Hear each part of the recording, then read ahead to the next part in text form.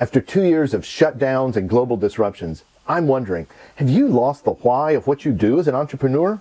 If you have, let's go find it. Because without a vision, we perish. And keep watching to build a new world, a better world that has ever been seen.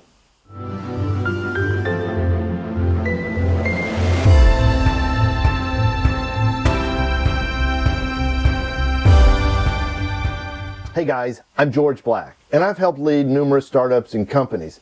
And today I want to share with you a quote, and I want you to see how it describes your mood and experience of the last couple of years, okay? Here we go. We are unsettled to the very roots of our being.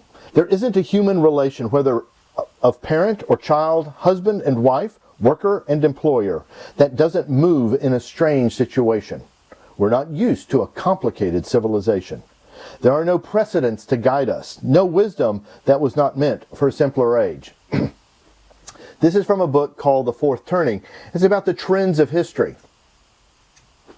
And what the writer there is talking about is how to navigate upheaval and how do the loss of bearings in that new navigation, this new civilization. Well, here's the interesting thing about that quote. It was written in 1914. By a man named Walter Lippmann in the middle of World War I. You see, every generation faces huge challenges. So how do we face ours today? This may surprise you, but we've got to keep dreaming, because dreams lead to envisioning. Those are the kind of dreams we've got to keep dreaming, because without a vision, we perish. Now, I imagine before you became an entrepreneur, you had dreams. You had dreams of what you were going to be as an entrepreneur, what you were going to do. In fact, you had dreams about the world you were in and how you were going to change it. You saw a niche, you saw an opportunity, and go, this is going to make the world a better place if I do this. If I launch this kind of business, people are going to benefit. And my world, the world around me, maybe the world, could change and be better. You see, you are a world changer. Did you ever think of yourself that way? You are a world changer. Now, let me let you in on a little secret. The world doesn't want to be changed. The world likes the way it is right now. So we fight to change the world. We're opposed. So here's my question for you. How big are your dreams today? Especially in relation to when you started off as an entrepreneur. Well, I've got some ideas, and let me share a couple of quotes from my book, The Next Level Entrepreneur.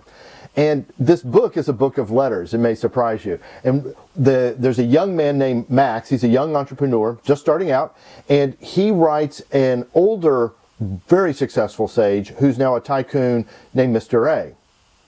And one of his earliest letters that's dated August 21st, 1941, Max asks this question at the end of the letter. How does one dream big dreams that are truly transformative and achievable? Aren't some dreams simply ridiculous? How does one distinguish between wishful thinking and dreams that are real and big and actionable?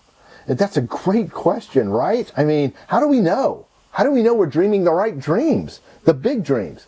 Well, so Max is earlier in the letter explained that he's got a goal to be the plant manager. And he goes, he first calls it a dream, but he says it's really probably not a dream. It's really more like a goal. Well, listen to what Mr. A says back to him a few weeks later in his letter. Your observation that your dream of being the plant manager is more a goal than a dream, I tell you, Mr. North, that's his last name, it could be both. Then he says this.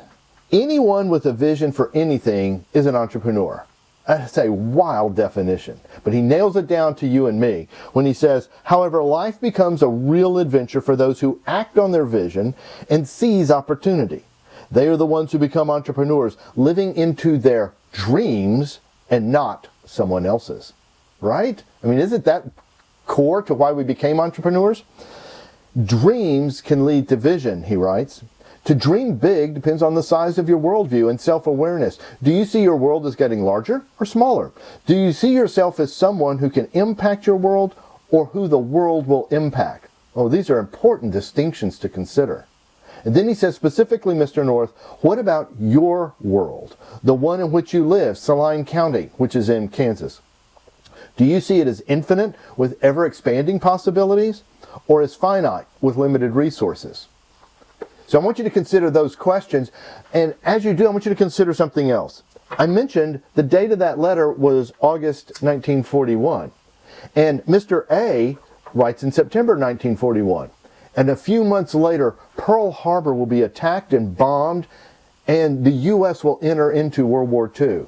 Whoa, huge upheaval in the United States at that moment, and another generation facing a gigantic challenge. What do you do? How do you navigate that? Well, Max goes to war. And for 4 years, while he's in the European theater, he hangs on to his dream. And when he gets back, he's a different man in some good ways and bad. He's a better leader. He's more confident. He's more sure of himself.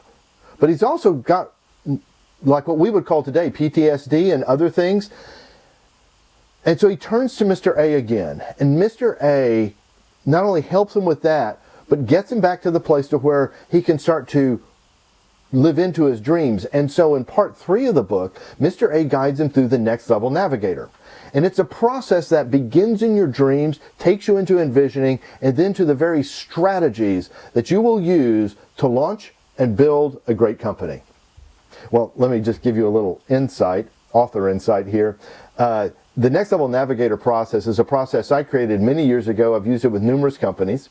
One in particular, Rackspace, and I helped guide their strategy for 4 years as they went from $100 million in revenue to over $500 million and public on the New York Stock Exchange. The process works, okay? But here's the thing, is that it begins with your dreams. It begins with your envisioning. Because without a vision, we perish. Think about it. If you had no vision, if you had no goals, you had no aspirations, you just lived day to day to day, think of how gray that would be. Boring. You're living in a black and white world or a two-dimensional world. You're not going to live very long. We're not designed as human beings to not have something we aspire to not have dreams. So, here's what I want you to do. I want you to take a sheet of paper, and I want you to go back to those early days, your startup days, days when you first were dreaming of being an entrepreneur, and I just want you to write down dreams. Just dream, write them down, all the dreams you had, okay? Take as much time as you need, as much paper as you need, and write those things down, because that's going to stir something in you. It's going to stir that reason. It's going to start to broaden your world again. We've got to get that world view back, okay? We've got to get back to being world changers. Then what I want you to do is take those dreams, I want you to read them and soak in them, and I want you to ask yourself this question: what was I envisioning to happen from those dreams?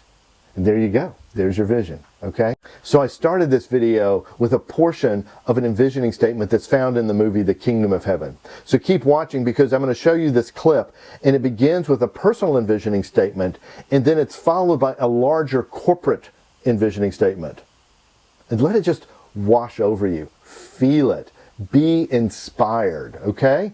And go write yours. And please, share yours with us. We've got a link to livetrulyfree.com where you can share your envisioning statement, or leave it in the comments below. And while you're at it, like this video and ring the bell for notifications too, please. So be inspired, write your envisioning statement, and I'll see you in the next video. Be without fear in the face of your enemies. Safeguard the helpless, even if it leads to your death. That is your oath. Rise a knight! Rise a knight!